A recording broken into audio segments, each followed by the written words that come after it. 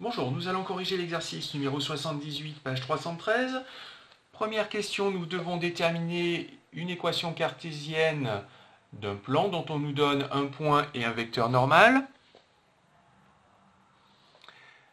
Le vecteur normal a pour coordonnées -1, 1, 1, ce qui nous donne une équation cartésienne du plan de la forme -x plus y plus z plus d égale 0.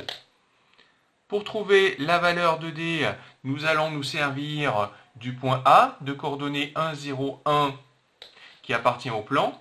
Ces coordonnées vérifient donc cette équation-là. On remplace x, y et z par 1, 0 et 1. On obtient -1 plus 0 plus 1 plus d égale 0, c'est-à-dire d égale 0. Donc une équation cartésienne du plan P est donc -x plus y plus z égale 0. Maintenant, on considère un deuxième plan P'. On veut démontrer que les plans P et P' sont perpendiculaires.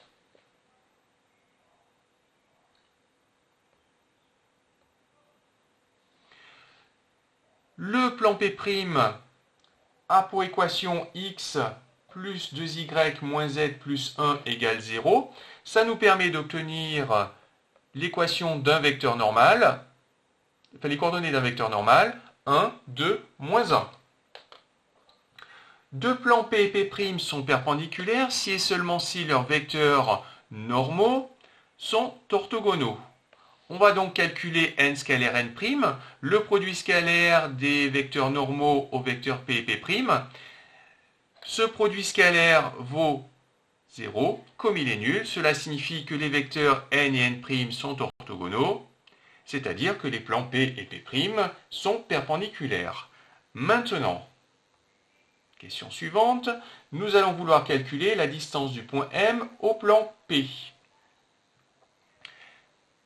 La distance d'un point M à un plan P, c'est la distance entre ce point M et le point d'intersection du plan avec la droite qui passe par le point et qui est perpendiculaire au plan.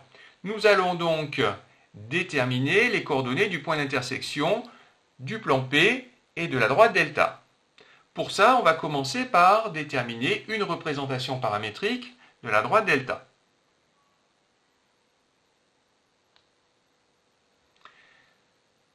Le vecteur normal au plan P est orthogonal au plan P, donc il va diriger la droite delta.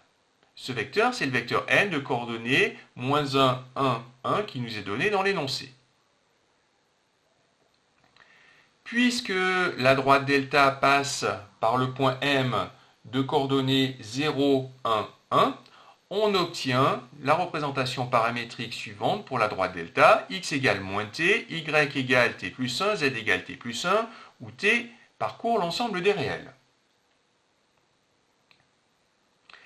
Si on considère le point d'intersection du plan P et de la droite delta, il appartient aux deux, donc il va vérifier l'équation cartésienne du plan et aussi la représentation paramétrique de la droite delta simultanément. On va remplacer x, y et z par leur expression en fonction de t. On obtient cette équation-là. On développe.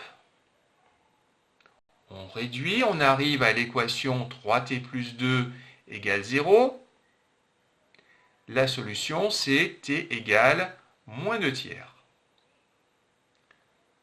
Pour t égale -2/3, on remplace dans la représentation paramétrique de la droite D, on obtient x égale 2/3, y égale 1/3, z égale 1/3. Ce sont les coordonnées du point d'intersection du plan P et de la droite delta. Maintenant, il nous reste à calculer la distance Mn, qui va être la distance du point M au plan P.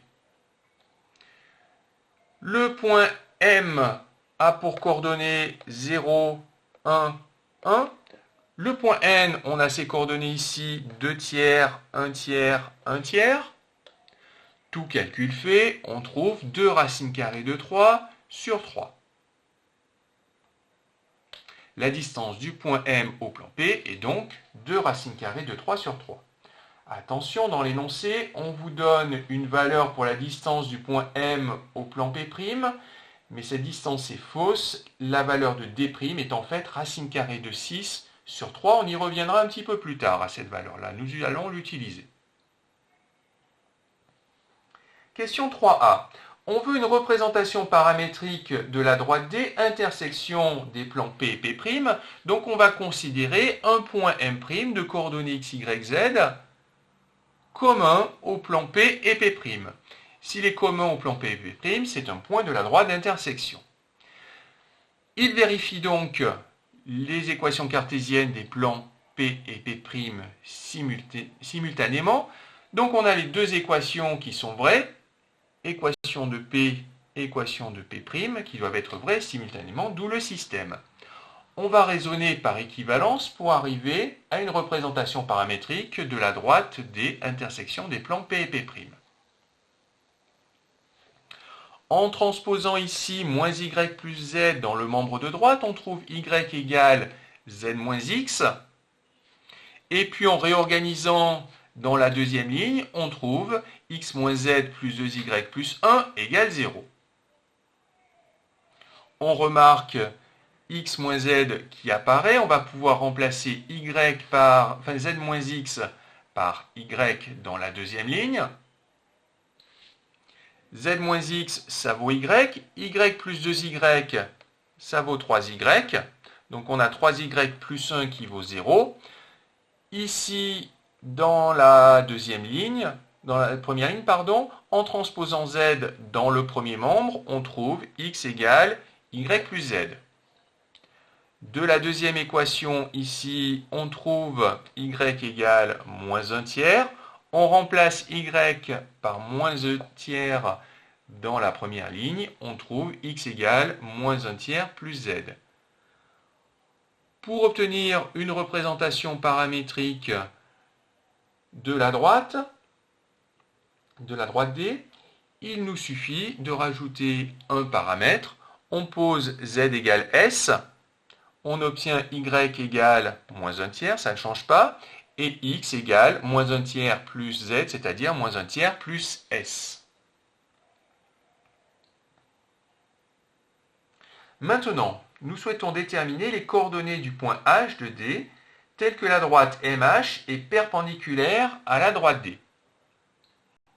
Donc si on considère un point, donc H est un point de la droite, donc ses coordonnées x, y, z vérifie la représentation paramétrique de la droite D qu'on vient de trouver, c'est-à-dire x égale moins 1 tiers plus s, y égale moins 1 tiers et z égale s, où s est un réel que l'on va devoir déterminer. Comme la droite MH est perpendiculaire à la droite D, qui est dirigée par le vecteur U de coordonnées 1, 0, 1, on a MH scalaire U égale 0. Le vecteur MH a pour coordonnées moins 1 tiers plus S, moins 4 tiers S moins 1. On va donc calculer le produit scalaire MH scalaire U. Connaissant les coordonnées du vecteur MH et du vecteur U, on trouve 2S plus 4 tiers. On va trouver la valeur de S pour laquelle MH scalaire U égale 0. On va donc résoudre une équation du premier degré. Cette équation, c'est 2S moins 4 tiers égale 0, qui a pour solution S égale 2 tiers. Donc le point H, c'est le point de D qui correspond à la valeur 2 tiers du paramètre. On va donc remplacer S par 2 tiers pour obtenir les coordonnées x, y, z du point H. Donc pour S égale 2 tiers, on obtient x égale 1 tiers, y égale moins 1 tiers et z égale 2 tiers. Donc H a 1 tiers, moins 1 tiers, 2 tiers pour coordonnées. Dernière question, on veut vérifier que mh carré est égal à d carré plus d' carré. mh carré, eh bien, on se sert des coordonnées des points M et H que l'on a. On obtient mh carré égale 2. D carré plus d' carré, on se sert de la valeur de d que l'on a calculée dans la question de petit b, de la valeur de d' que l'on nous a donnée en fin de question de petit b. On obtient d carré plus d' carré égale 2. Je vous rappelle, la valeur de d', c'est racine carrée de 6 sur 3 et non pas la valeur qui vous est donnée dans votre livre. Comment peut-on expliquer ça? Eh bien, mh carré égale d carré plus d' carré, ça signifie que mh carré égale mn carré plus hn carré avec la définition que l'on a prise pour le point N. N, je vous rappelle, c'est le projeté orthogonal du point M sur le plan P. Donc le triangle MNH est rectangle en N.